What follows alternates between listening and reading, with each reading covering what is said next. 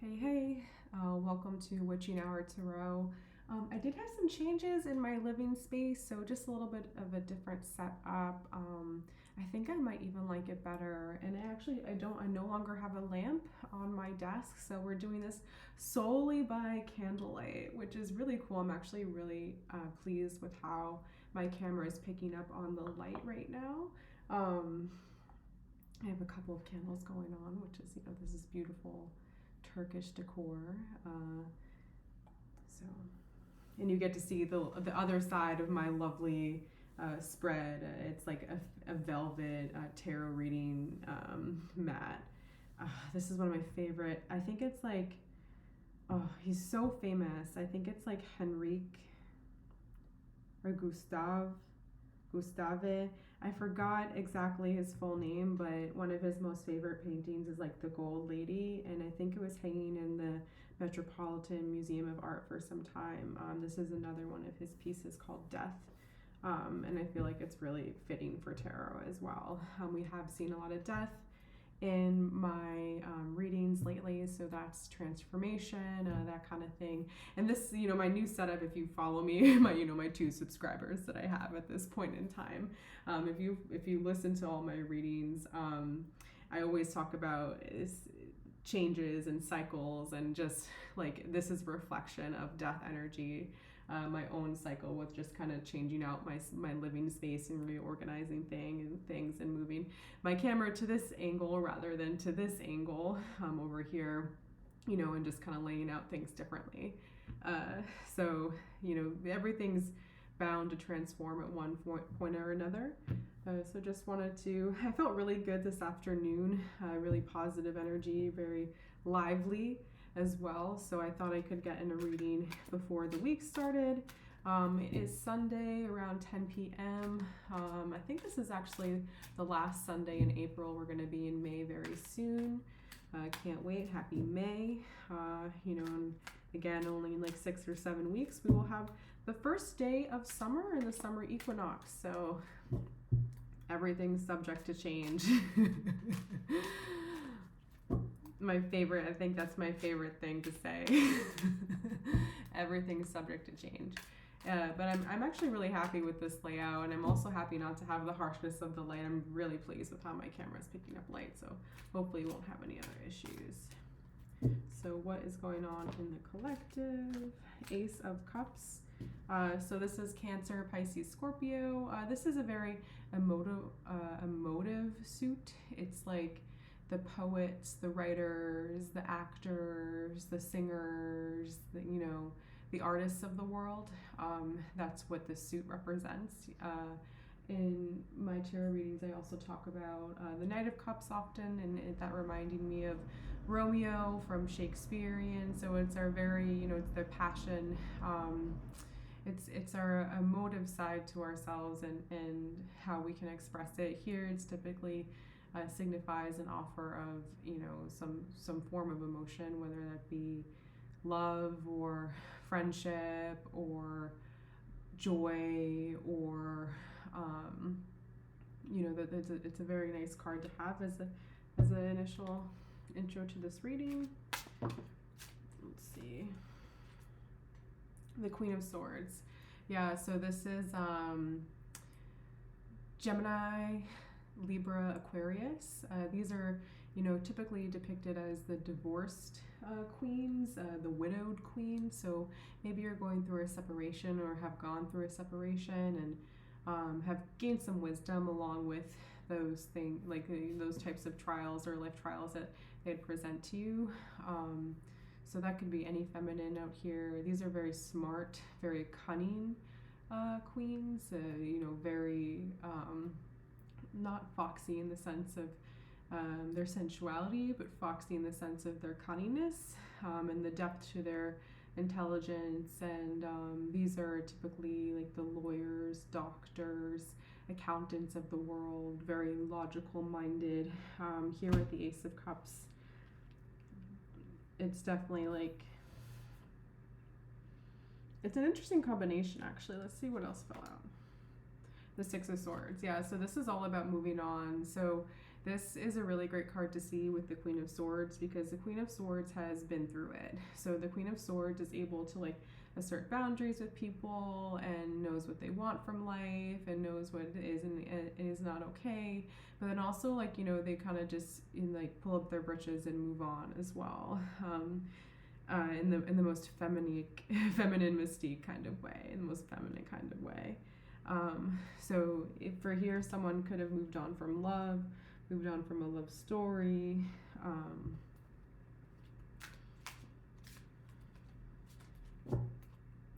A love narrative, or just like hardship as well. Like here with the Six of Swords, this is usually in the past is war and you know, tragedy and suffering and some of the hardest things that you can go through in life generally.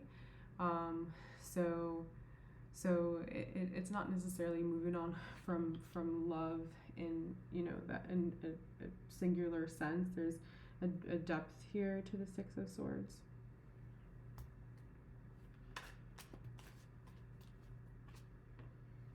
Five of Cups. So this is disappointment as well. So maybe someone's disappointedly moving on. I'm trying not to get the reflection of the candle on my card. This is typically like you know, seeing the glass as half empty, not half full. There could be negative ways of thinking here as well. There could be backwards ways of thinking, you know, just like unproductive ways of thinking. You know, it just,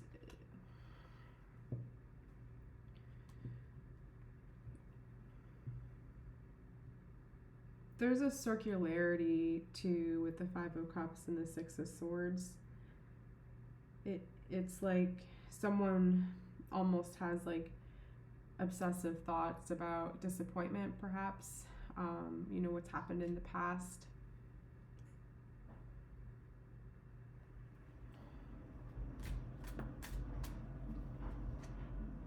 The Sun.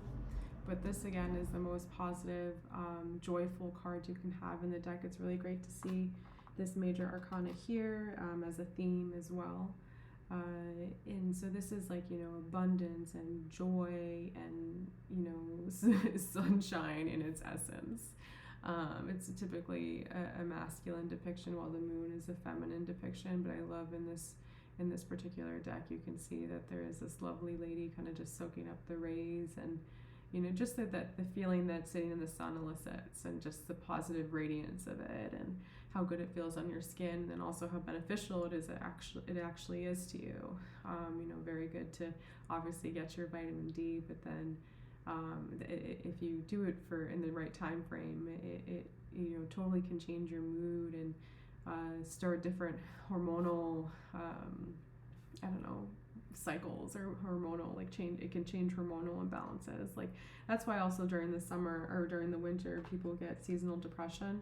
I think it's much more common than we really realize, and I think it, you know, some people kind of struggle with not having access to sunshine as we do. And it's really funny, like here in the United States too, we have daylight savings time, and it's in other countries, like in China for example, they don't have daylight savings time, so they don't do the whole spring forward or fall backward with their clocks. And, you know, I have this clock on my desk that actually I didn't do the fall forward, and then we're already in spring, so it didn't even matter. And so, but my point is that the season is here. Like we're in high summer, or we're getting to high summer in the cyclical. You know, we're closer to summer than we are to winter at this point.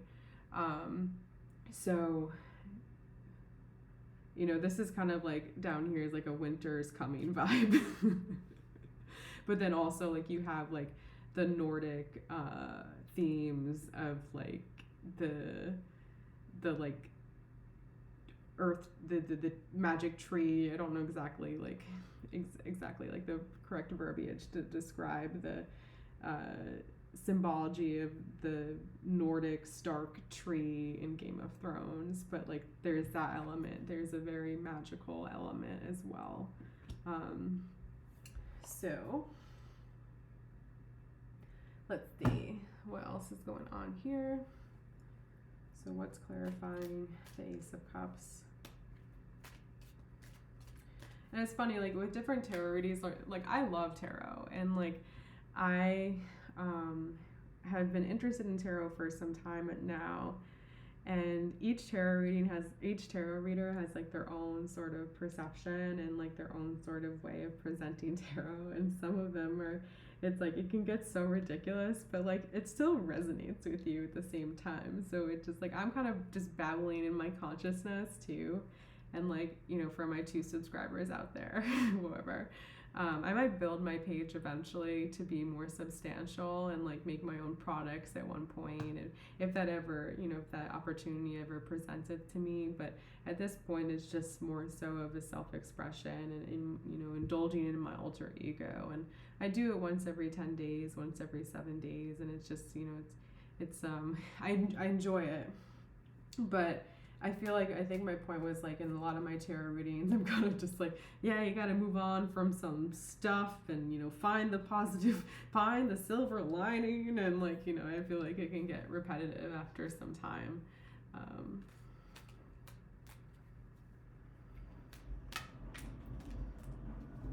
So Ace of Cups, let's see. Queen of Pentacles. Yeah, so another nice feminine on the table. This is actually like the Starks are I think more of an earth energy in terms of like, you know, equating it to Game of Thrones. You know, they're definitely represent like the Queen of Pentacles is very much what's her name? It's not Aya. It's Sansa. Yeah, Sansa Stark is like a very Queen of Pentacles kind of energy, like very stable, very also like, you know, can see her opportunities and like is able to plan it out in a strategic kind of way. Very strategic. You know, there's 2 very smart feminines here, with the Queen of Swords and Queen of Pentacles. Like this is like strategic in the way that like you map stuff out, and you're able to plan really well. And this is strategic in the way where you know, if someone doesn't do A, then I'll do B, or if they don't do B, then I'll do C and D.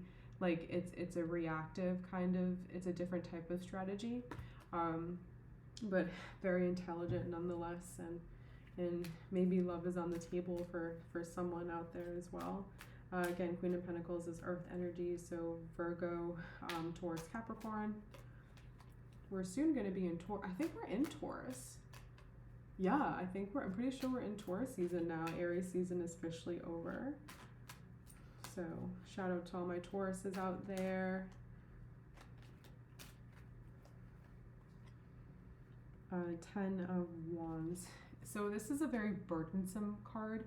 I compare this card to Sisyphus, which is, I think, the Greek fable of, I believe Sisyphus was an emperor, and then he got doomed by the gods to push a boulder up some I don't know, like some Greek mountain, Mount Olympus, or wherever it might have been, for eternity, and like that was his fate.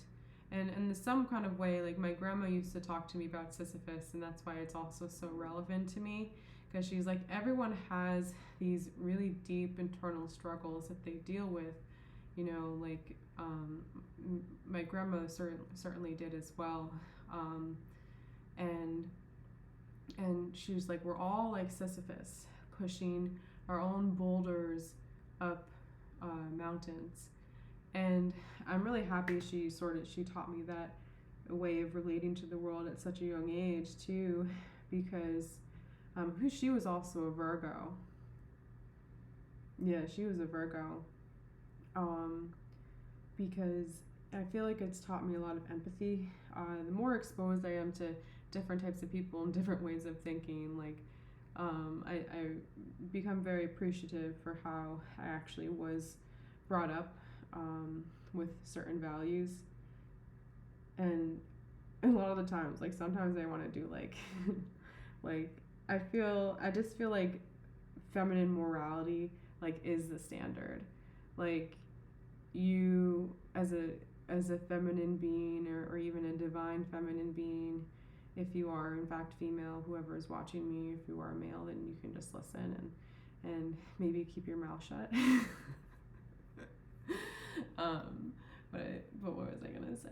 I was gonna say something along the lines that if you're a divine feminine or a feminine entity, feminine morality is the highest standard.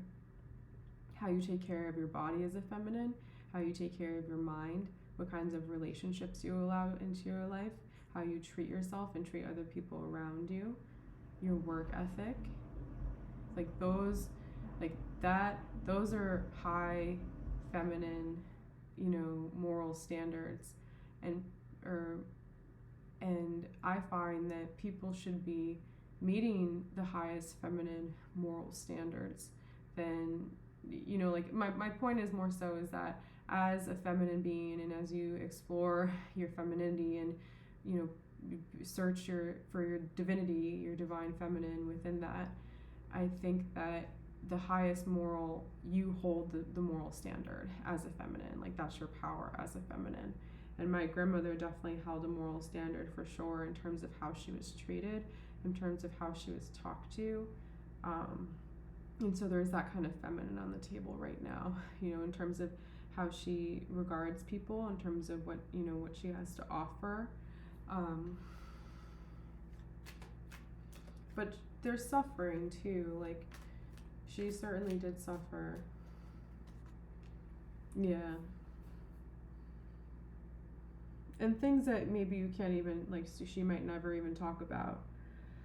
So, I was talking to one of my friends about, we were in the park, and we're actually getting lunch, and we had to change her toddler's diaper. And so I'm like, we can just do it in the park over here. It's fine. Like, I think this is fine, like, and so we find like a little shaded area, and she's obviously just concerned, and just like she doesn't want anyone looking at her baby as she's, cleaning her baby. And I was like, I did my best to provide all the support I could. And I can understand, like, I would be afraid of, like, my concern would be more so like some pervert is like taking a picture or something like that. Like, we live more so in that world than anything else. And then we kind of just went on a tangent, and like, of how women sometimes have to, like, or just how we're socialized and conditioned by the world and objectified and all that. Like, walking down the street, like, she had lived in like, she lived abroad in East Asia, and so have I. And so we were talking about these just like crazy stories, like, of how like being groped on the street and like stuff like that. And I'm not going to go into too much detail because I also don't want to trigger anyone, but that just skims the surface of what some people go through.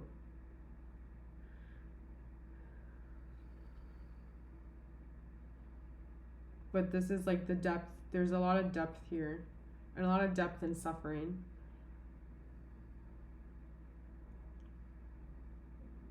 And everyone does suffer, unfortunately. That's the human experience. And so what's frustrating, to me as an empathetic being too, or maybe it's the opposite of being empathetic, is that a lot of people, when they're really absorbed in just carrying the weight, pushing the boulder up their own mountain of, whatever struggles they might have, and they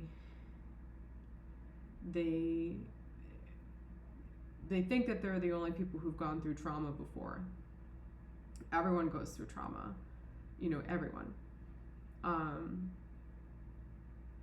And not to say that there's different degrees, but then the way that our brain reacts to trauma is very similar regardless of the situation. Like, for example, post-traumatic stress disorder and how it affects veterans is very similar to post-traumatic stress disorder and how it affects people who have been in really bad car accidents.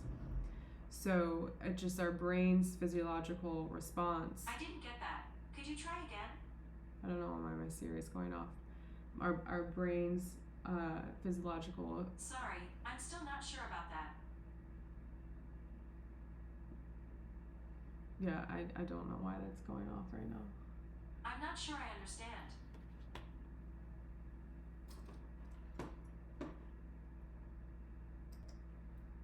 So I think I was saying our brain's physiological response, and a car accident in comparison to like being at war, it's very similar. Or I think it's the hormonal process of it is very similar, and PTSD is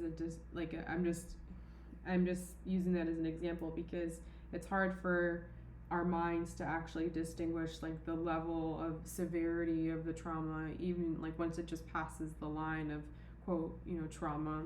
And this here too, the Eight of Swords is a victimizing card. Like you see also how this person is surrounded by swords, but there's no one else there, and they're wrapped up and they're blindfolded, and like they could probably break free with all those swords around them. It's like not using your resources around you. There's so many things that they could do. They could rub up against a blade. They can try to there's ways that they could release themselves, but it's definitely like a victimization kind of thing. And I talk a lot about that in my readings as well. As speaking of the repetition of it, is there's a huge difference in your perspective of the world, or you really transcend and can make the best of your life when you surpass victim mentality and you're not victimizing yourself. And the hardest thing I say is that when you have to be responsible for things that aren't your fault, you have to be accountable for things that aren't your fault. Like that's really difficult because we all just want to blame people. Well, I'm this because of this person, I'm this way because of that person, I'm this way, but then it's just like it holds you down. It doesn't help you grow. It doesn't help you find your radiance. It puts strain on your relationships, because when you're showing up in this sort of like, oh help me mentality, like you can't really, how do you add value by sitting there and complaining to your friends or to your family or to whomever about how bad your life is? Like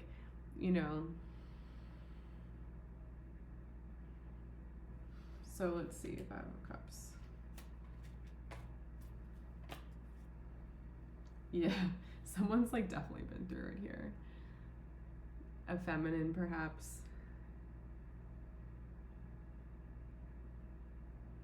Yeah, this is a Nine of Wands, so very skeptical as well. Like this is someone who's just like come back from battlefield and like or battleground, and they're you see how he's kind of looking around. Like there's a suspicion here. Maybe someone's also struggling with mental health disorders as well. They have a mental health issue, and I was actually thinking about this earlier today, and there are points in someone's age where their mental health, their issues either manifest or they don't. So bipolar disorder, I think, typically shows up in males when they're 22, and then males when they're 20 and females when they're 23, 24. Schizophrenia is opposite. It's I think the males show up around 25, and then the females show up, schizophrenia manifests around age 30.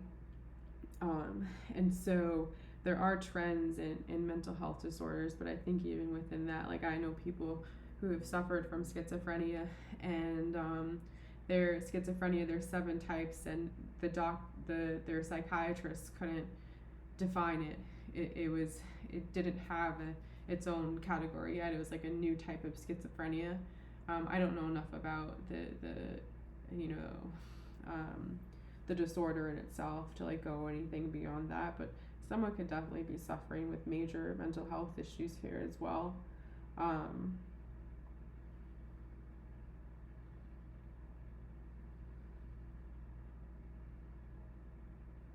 And some people have empathy for it and some people don't. Like I go to these public events sometimes within my community, and there are a few folks there who are they struggle as well with like their mental health, and it's so much so in a way where it's obvious. And there are instances where I've talked to my family members about these people, and You know, like what else are we supposed to, like there's not much that we can do for people who struggle from that. You know, like my father had said, like all can really do for people who like suffer from, you know, schizophrenia or whatever it might be, we can just kind of give them medicine and then make them blink and just like they just go numb. You know, a lot of them don't want to take their medication because they it numbs them out. You know, it makes them like dead on the inside. And with that, you know, I've been really interested in feminine rage recently, and just the depiction of it in our culture. And there's that movie with Angelina Jolie and Brittany Snow, and then who else is in it? She's the actress that used to steal, and she got trialed for it for like petty theft, like shoplifting. Oh man, I forgot. She's quite famous. Winona Ryder, yeah. And so, oh, what's that movie? I think it's like Girl Interrupted or something like that. And there's a scene where not Brittany Snow, oh, shucks. This poor woman, she's such a talented actress, and I think she died from a drug overdose. She's so beautiful. There's this really great movie called Uptown Girls. Brittany Murphy. And Uptown Girls was a really touching movie when I saw it when I was younger. And Brittany Murphy also is just such a talented, you know, actress, and people I think could really connect with her in a lot of ways, and very emotive too with her eyes.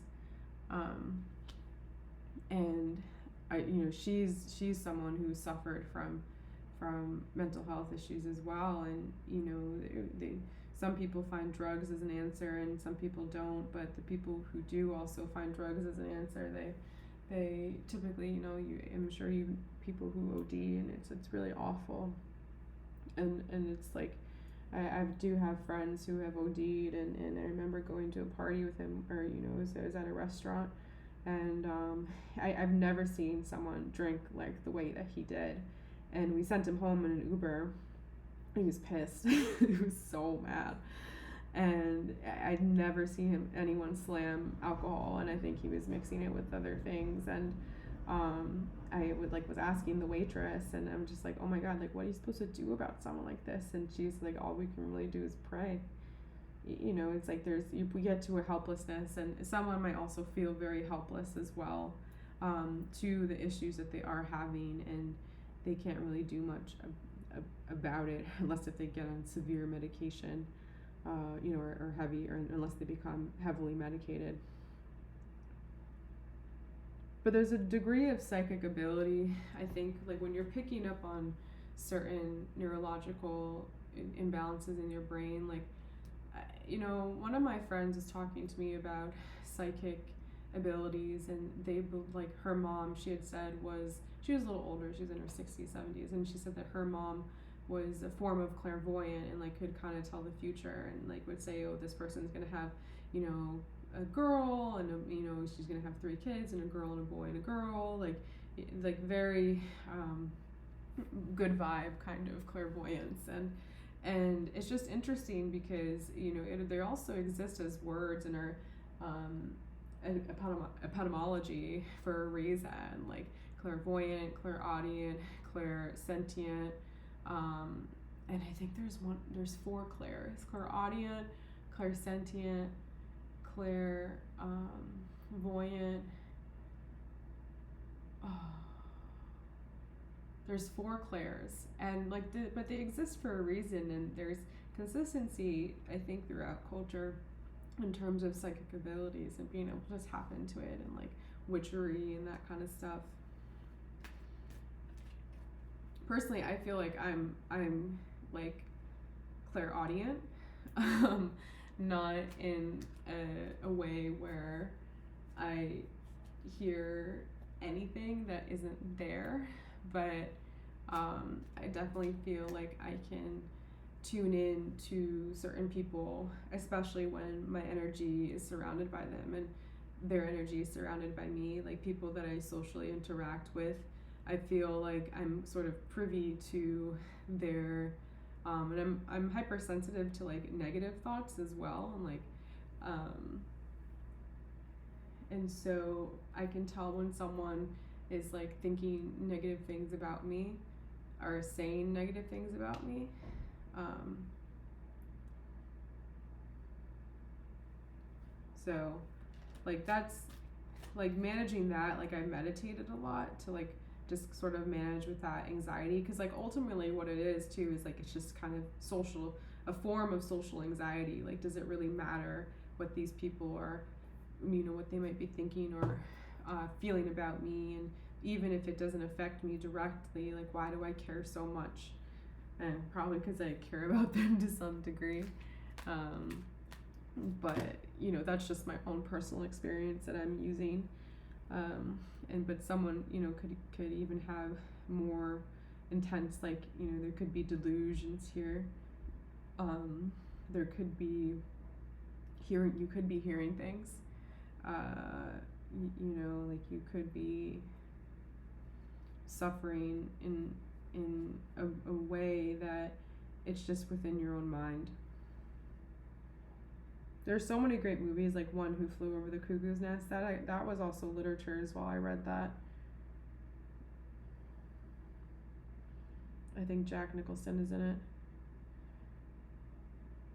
It's a great movie. Like Girl Interrupted, The One Who Flew Over the Cuckoo's Nest, Shutter Island, all really great movies about just, you know, people who have terrible mental illnesses and mental health struggles. Inception's another one. The Tower. Yeah. So realities might be also hitting for someone a little hard at this moment in time. Like, and people also self-medicate. Like, that's the thing, is that, you know, my friend Brittany Murphy, who OD'd on drugs or whatever it could have been, she needed someone to help her.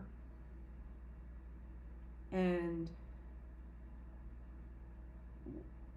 maybe she didn't want to be helped, you know. Maybe, like, I think that too, like, when you struggle with those issues, like, you still want to be as high functioning as you can and, like, don't really see yourself as needing help too. But then you're so clouded. Like, someone's very clouded and very cloudy here. Here with the Tower, it's like reality's kind of like hitting them, like, oh man, like I have a serious issue. Like, oh man, like I need to be on, you know, whatever the drugs are. I think like lithium and I don't know. I have no idea what they use for lithium and like not just like Xanax, like what's that, Vicodin, lithium, Vicodin, Xanax, like, and some people who have these horrible mental health issues are on tons of medication. Like, you know, they have to take like 15 pills a day just to function.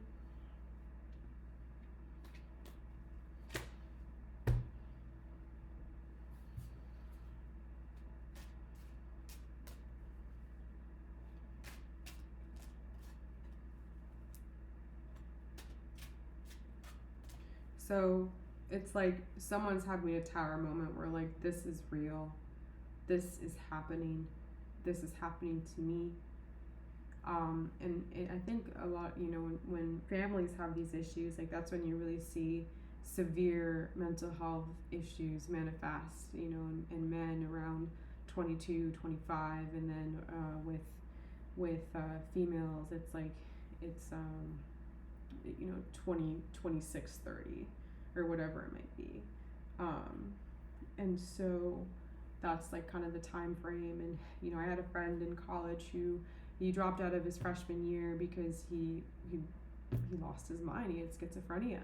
He wasn't going to class. He was drinking all day. He was, you know, doing drugs all the time. And back to the whole self-medication thing, but the family was like, you know, it's obvious that the family was struggling with their son as well. I have stories about other friends, you know, other people that I've known who their son disappeared and they had no idea where he was, and then the police found him sleeping under a car naked on the other side of the country. They're from New York and they're in California, and it, it's just like the severity, like people they struggle with anxiety or depression a little bit, but they're very high functioning, can work be within society and all of that. But then there are people who like, those that's why there's also such like an epidemic of homelessness. It's like these people who can't get help, and the state won't pay for them because it's also like I had a friend who was a nurse in a psych ward, and she said that a lot of them also killed people, which is like it was like a high security psych ward, and one of her patients had killed his mother, and they had to do rounds where they're constantly being monitored. They couldn't not have eyes on them, so there's always multiple people sitting in the hall. And she said that whenever she did duty, this guy, they had these huge glass windows in front of each room so they could see everything. This guy would pace back and forth in his room and watch her. It's super creepy. But there are people like that who exist. And maybe someone's going through this. Maybe it's you, maybe it's your siblings, maybe it's your family, but it tends to be really hard on the family because they have to accept the fact that their child has severe issues, cannot function, needs help, like can't even have a job.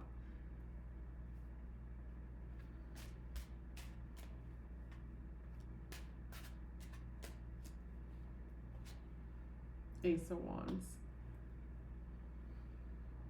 Yeah, so this is like the phallic as well. So this is divine masculine coming in and saying, hello, hey there. Yeah. So, but, so there's action oriented here. Like, action, has it happened? Or, like, someone's taken action from this Tower moment. 5 of Cups. But they're still also, like, in their despair, like, really upset about whatever this is. Like, this is like torturous here. Like, this is like self-inflicted. Can't get out of your head, stuck. It's out of your control to a degree, like, for sure. All right, let me try to shorten up this reading because it's getting a little long. Let's see. Page of Swords. Yeah, maybe someone's watching this whole thing though.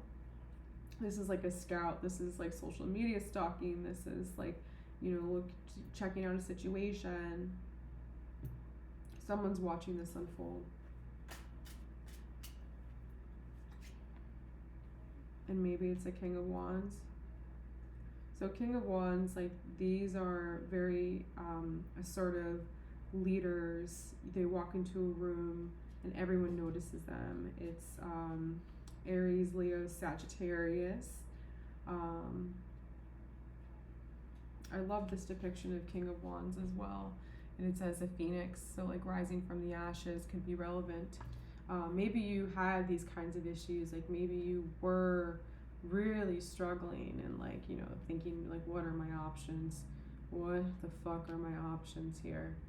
And acting out because of it, and just trying to figure it out, and having your Tower moment and realizing maybe I do want to, there's a realization and being reborn again because of it.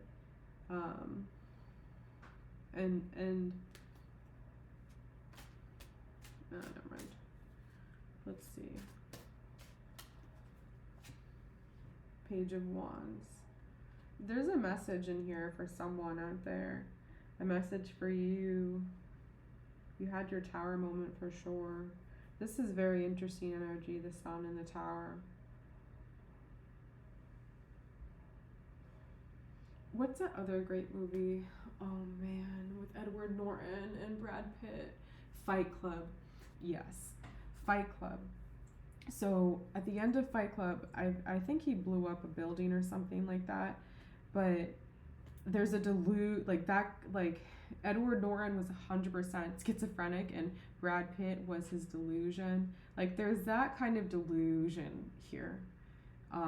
But someone also was able to like make something of it, like whatever Fight Club is.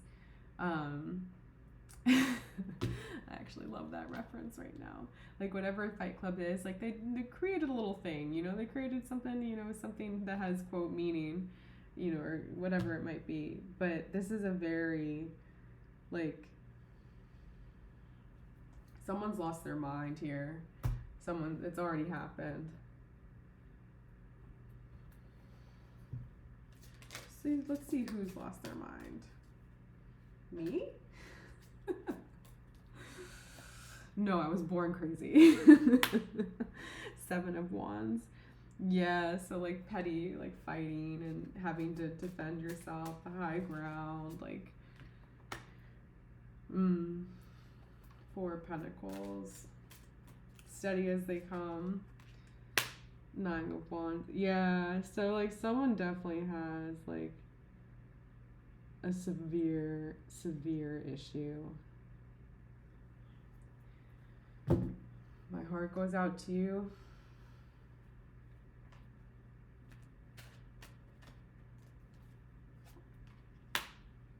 Yeah, you have to like take a step back as well.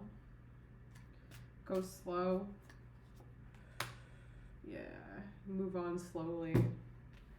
So sometimes like also like life just catches up to you. Like for example, say like you have your own childhood trauma and then you kind of just live through life and you're also like the normal social pressure, like you got to do this, be that, whatever, and you think that everything's hunky-dory, everything's good, it doesn't really matter, and then you realize that maybe you become aware of the reality that you grew up in or were exposed to, and maybe your way of operating isn't actually within the realms of what healthy is.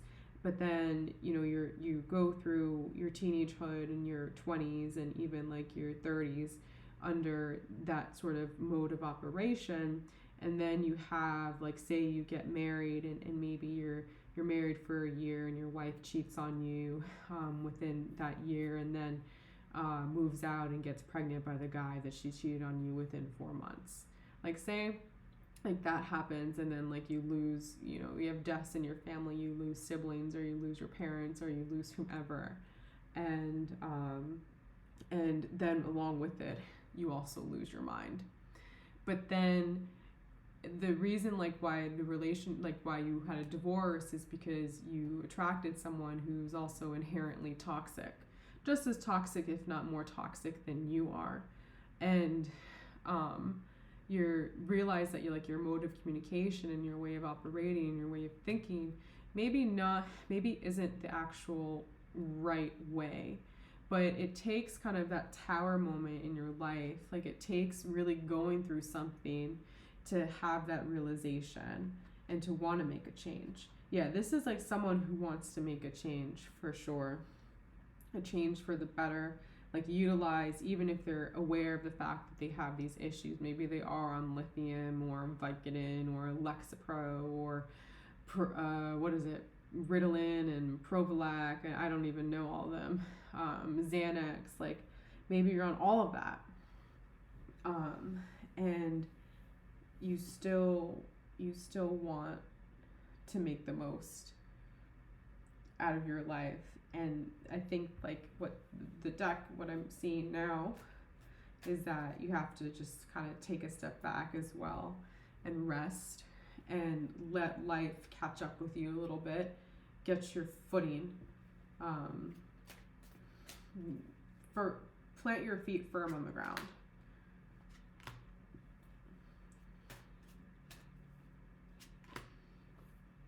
Yeah, just like focus on your feet being firm on the ground. So anyway, hope you guys have a great rest of your night. Love, light, and blessings to you all.